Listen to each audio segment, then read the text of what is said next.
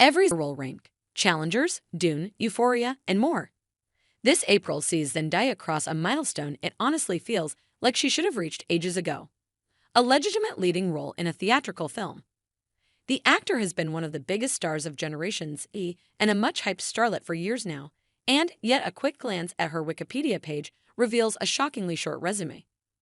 The Oakland-born star's adult film career, after a childhood in the Disney Channel machine-leading sitcoms like Shake It Up and KFC Undercover, really only started in 2017 with a brief supporting turn in Marvel's Spider-Man: Homecoming. Opposite her eventual real-life boyfriend Tom Holland, she only had a scant 10 minutes or so of screen time as the sarcastic teen MJ. Hardly a Star-is-Born moment, despite what the advertising for the film would have you expect. Zendaya would reprise her role in future Spider-Man films, and her screen time increased with each installment. But the near blink and you'll miss her nature of her Homecoming performance set a precedent for her career, which has seen her demonstrate a lot of potential with little real follow-through. After her Spider-Man role, she showed up in 2017 theaters again to play a fairly minor supporting character in The Greatest Showman. In 2021, she appeared in the much-hyped role of Chani in Denis Villeneuve's Dune adaptation, only for her screen time to be compared to that of a perfume ad. She would eventually get some actual things to do in the 2024 sequel. Her other film credits amount to a spattering of voice roles: Lola Bunny in Space Jam, A New Legacy, Michi in Smallfoot, and an honest-to-God first-billed lead role, her only before this year, in Sam Levinson's Netflix drama, Malcolm and Marie. A rather wretched misfire that didn't quite set her or cost her John David Washington up for the Oscar success they might have been hoping for. On TV, it's of course a different story. Levinson might have been responsible for the failure that was Malcolm and Marie, but he's also responsible for her most acclaimed role as recovering addict Rue in the discourse generator/HBO teen drama Euphoria. Her committed, volatile performance found acclaim and earned her 2 Emmy Awards.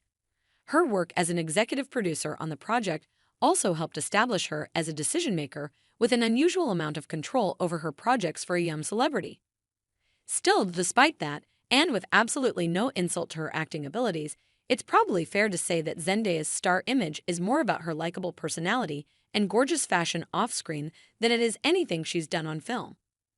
So that makes Challengers, her new film with Luca Guadagnino, feel like the movie we've been waiting for her to make for years now.